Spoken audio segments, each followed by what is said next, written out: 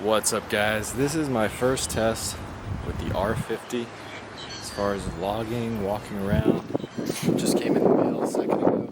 It's kind of windy out here. I don't have a mic on the camera. I'm just using a mic that is inside the camera, so I might stick a mic on and try that. We've got the regular image stabilization on, but it's not enhanced. We're on a 16mm f2.8.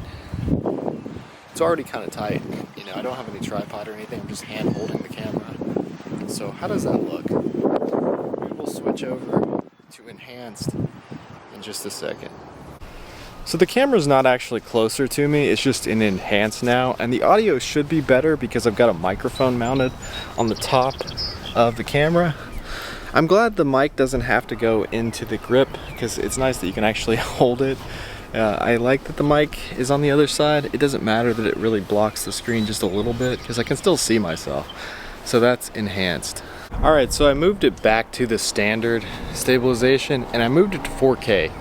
We were filming in 1080 60, and now we're filming in 4K 23, so kind of a whole different thing. But it actually looked pretty good. The quality looks great. It looks better than the RP.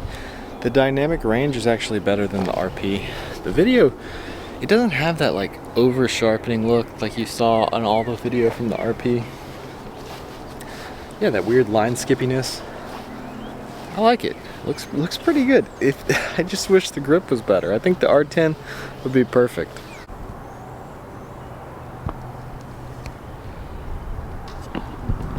So I'm going to be testing out some different lenses on this camera. I'll make a lot of videos on this camera for this channel. So I hope you guys enjoyed this video.